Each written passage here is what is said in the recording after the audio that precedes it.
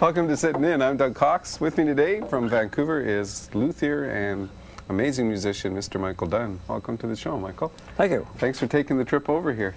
Well, it was a nice morning to take the ferries. Just played? Well, that was a tune called Chameleons Dream, which I composed several years ago.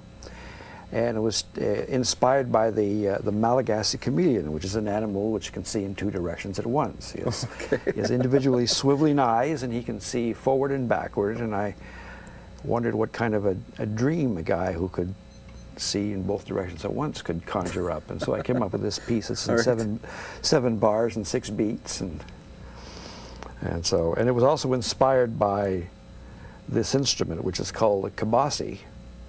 And if you grew up as a guitar player in Madagascar, chances are you'd be playing one of these. Wow. And those of you who know about fretted instruments will note that it's missing a whole bunch of fret wire on this thing here.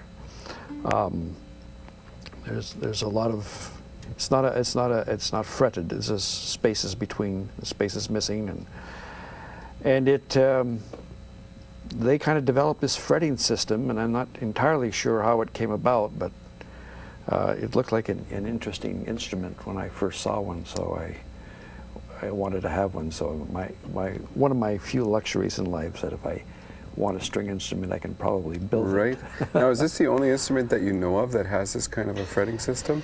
I've never seen it Yes. The other instrument that has frets missing on it is the Appalachian dulcimer, of course. It has an unusual... before. Oh, right. Okay. But it doesn't have partial frets, usually.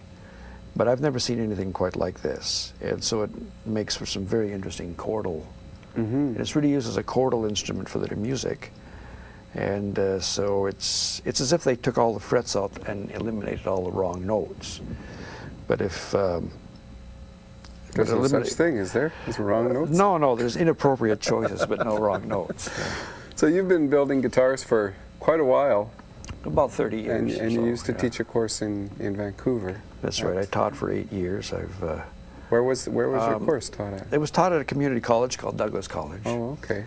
And it was a 10-month-long, 5-day-week course. So we had 20 people in a room, probably the size of this studio, with twice the size of this studio, I guess, making guitars.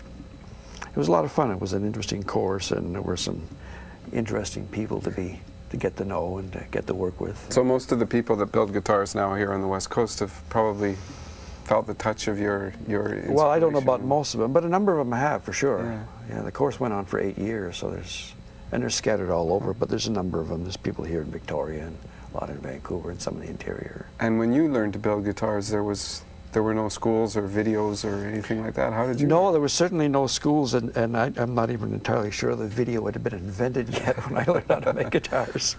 I was lucky enough, through an unusual set of circumstances, to wind up in Spain, and I served an apprenticeship under a couple of third-generation guitar makers. I was trained as a classical and flamenco guitar maker. And were you a guitar player before you decided to be a guitar maker? I've been a guitar player since about age 11, which is a good number of years ago by now. Okay. But